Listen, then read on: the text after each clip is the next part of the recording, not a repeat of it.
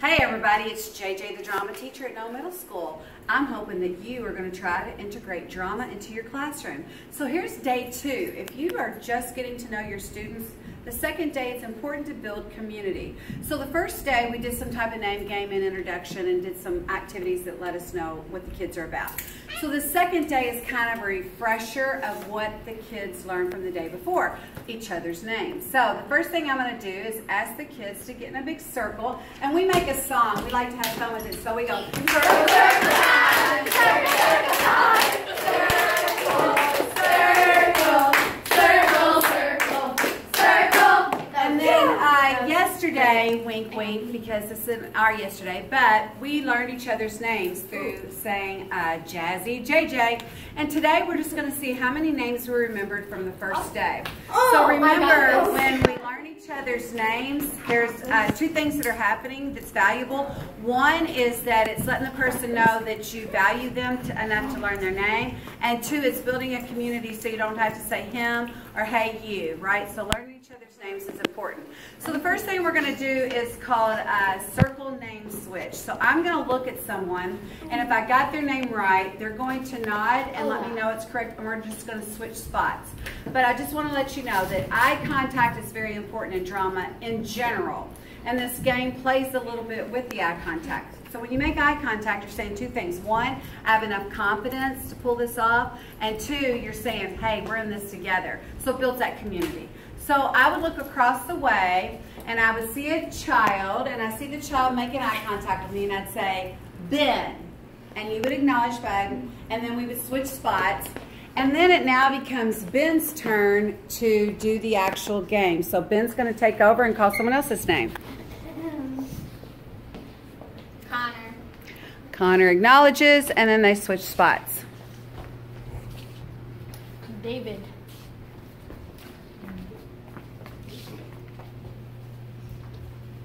Daddy.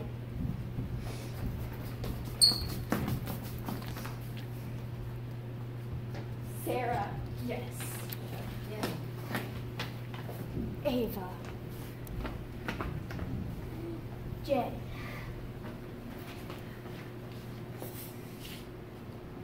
Zach. Raise your hand if no one's called your name yet. Let's see who's left. There's a couple of people if you know one of their names. Sydney. Noah.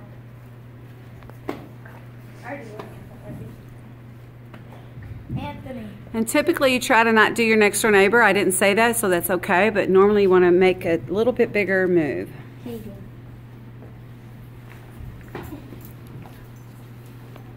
Reese. And we have one more left. Lorelai. And one of the things that we want to do when we're a drama educator is we want to step up and do a little reflection piece. And so one of the things I might say is, how did it feel when someone knew your name? So someone tell me what that did for you whenever we're sharing each other's names. What did it do, David? It felt like I was it felt like I was part of the group. Thank you. I love it. What about for you? It made me feel happy that people paid attention. There we go. So we're looking for making sure that we're paying attention, and when we're speaking that we're hearing each other and giving each other that respect. So this next activity we're going to do, so that name game would go around until everybody's name was said, and if they forgot, then we help them out, and then maybe revisit it a later time so you know that everybody knows each other's name. The next game that we're going to play is a really loud and noisy game, I will tell you. This is a spin on an old game called rock, paper, scissors. Everybody knows here's rock, here's paper, and here's scissors.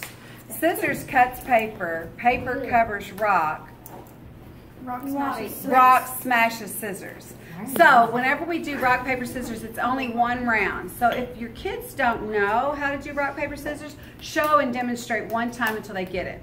So the way this is going to be different, this is with a drama twist. We live in a very competitive society, and we're not competitive in drama, we're supportive. So we're going to learn a way to support each other. So when we play rock, paper, scissors, I'm going to ask everybody to turn to someone in the circle and become a partner, okay? And so turn to someone in the circle, and they are now your partner. Stay with that partner until I give you all the directions, so listen up. When I say go, you and your partner are going to play a round of rock, paper, scissors. When you do the 1 round, Whoever, now if it's a tie, you might have to do more than one round, but if there's a winner, you clearly just move on. And then that winner then goes and seeks out someone who won from their round, and you, the loser, begins following the winner and support them all the way around. So you cheer them on, you're like, go Gracie, go. Yes, Ben, you got this, Ben. So if Ben loses to Noah, then you begin cheering Noah. So you cheer on the person you lost to. Then after they lose, you cheer on the person they lost to. Till at the very end, we just have 2 people in the arena for final face-off of the rock, paper, scissors adventure. All right, are there any questions on how to play this game or what we're doing? So 1 round, unless it's a tie. Follow the winner if you're the loser and cheer them on to the very end. If you win, you go find someone else who won and challenge them. All right, y'all ready? It gets a little loud. I'm just going to warn you and go. Rock, paper, scissors, shoot! No, rock, paper, scissors, shoot! Rock, paper, scissors, shoot! Rock, paper, scissors, shoot!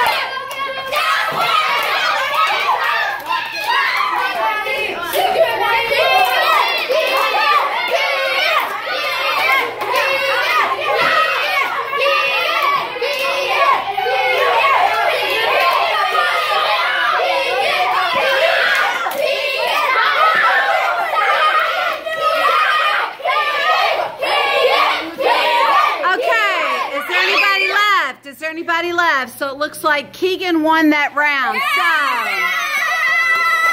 So let me say this quickly, a reflection. What did it feel like after you lost to cheer someone on? What was that like to cheer someone on, David? It felt like it was like really supportive, and I liked it because it was like it was kind of competitive, but it wasn't really competitive. It was fun and competitive, not cutthroat, right? What did you like about it? I liked that you could just like, you could have fun and like you'd be like, go, go, like you were playing like a real game. Yeah, I love it. Over here. I would like lose and I'd be like, dang it, but then I'd be cheering them on and I'd be like, yeah!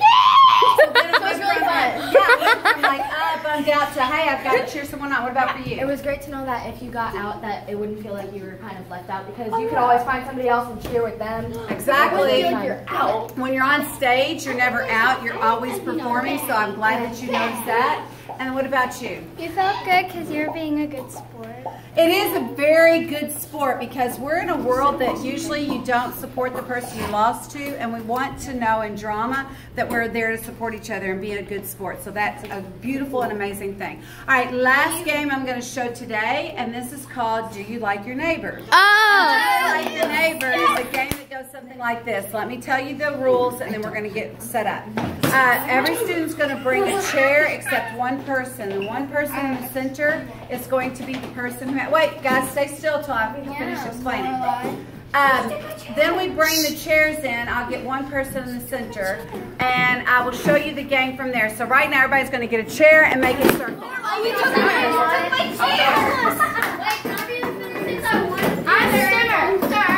Yeah, Keegan wants to be in the center because he just wants that work. He said, can I be in the center since I just won that last game? Okay, so can we push the circle a little bit over that way? First things first that I'd like to mention. Again, we're doing community building where we're just trying to learn about good sportsmanship, how to be supportive, and to get along. This circle is a circle of trust. It is also a safe circle. Safety first. In a minute, whenever I teach you this game, you're going to have a tendency to want to run like mad men and women across the way. Please be careful. Take care of yourself and each other. Try not to bump into each other. If someone's about to get that seat, remember it's backyard fun, not the Olympics. Do not push them out of your seat. Do not try to... move the chair. That's one thing I would never want to see, somebody move a chair where someone can't sit in it. They could bust their tailbone, and we don't want anybody to get hurt. The second thing, there is the law of 2/3. So if two people land their booty butt on the chair, whoever has the majority of the chair space gets that chair. If you don't find a chair or get a chair, you then become in the center, and it'll be important for you to ask, do you like your neighbor? Question about that part so far? What if it's half and half? well then maybe the person that, like me, will decide or, you know, declare. All right, so now, do you like your neighbor? The kid in the middle is homeless. I don't know if that's appropriate anymore. Everybody's so sensitive, but he needs a home. He wants to go home. So he has to ask someone, do you like your neighbor? And he goes to one person and asks the person, do you like your neighbor? Do you like your neighbor? And they have a choice to say yes or no. If they say no, then the person on each side of the neighbor has to now try to get a seat, and the person in the center is going to try to get one of those seats. So Sydney, just say no. No. And now you two, and then now we have a new person in the center. And then now here's what it looks like if you say yes. Ask a neighbor, do you like your neighbor? Do you like? And the yes goes yes, but I don't like anyone wearing blue jeans, let's say. And if anybody has on blue jeans, you would have to get up and find a new seat. Wait a second, I'm not gonna use that. She's gonna say something different. But I'm just saying, if you have blue jeans and everybody try to find a seat, you cannot go to the neighbor next door seat. You must find a seat at least one chair away. If the person says yes, but I don't like anybody wearing blue jeans, and they have on blue jeans, they themselves also have to get up. So David, let's see what your neighbor says. Do you like your neighbors? Yes, but I don't like anybody whose hair goes past their shoulders. If your hair goes past your shoulders, you move. New person goes in the center. Do you like your neighbor? Do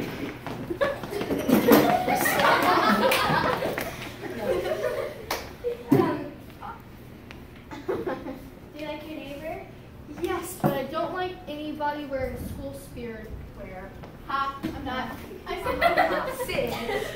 Okay, now for the sake of this game and for the sake of time, I would call it right now, but in the real world, we would just keep playing it until either one of two things happens. Everybody's had a turn, or the kids have run out of ideas, or you think a fair amount of time has happened. So play with it as long as you want.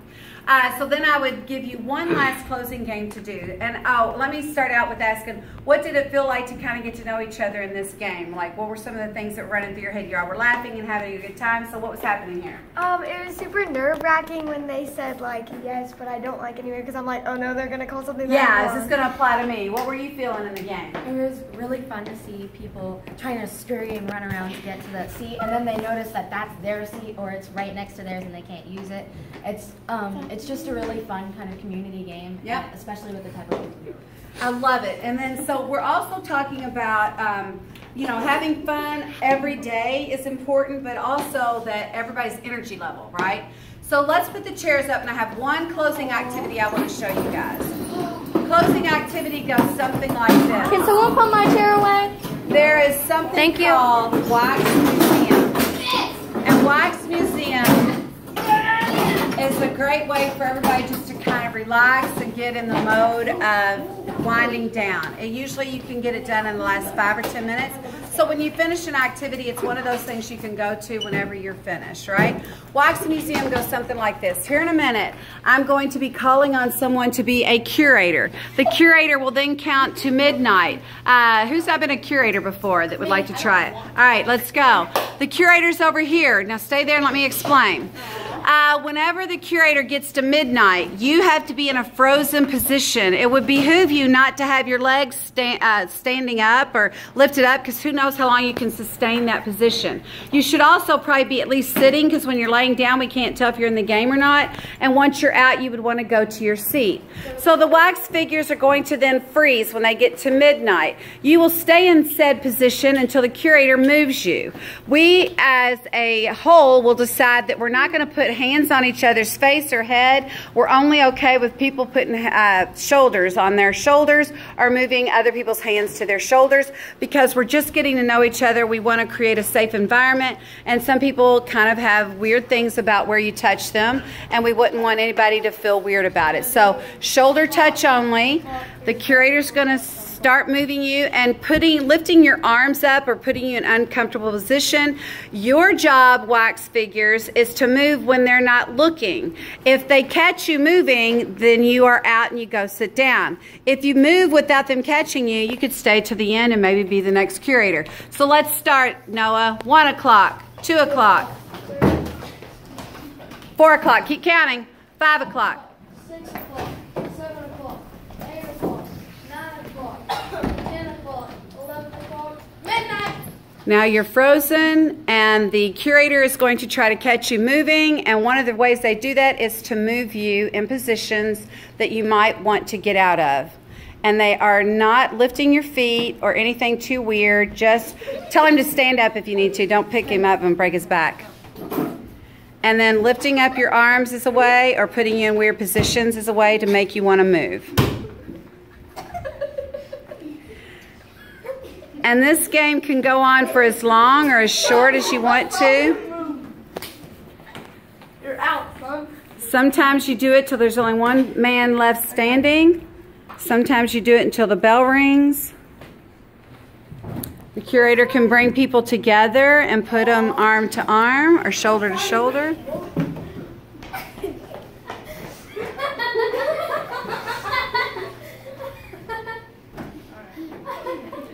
And this is how you play Wax Museum.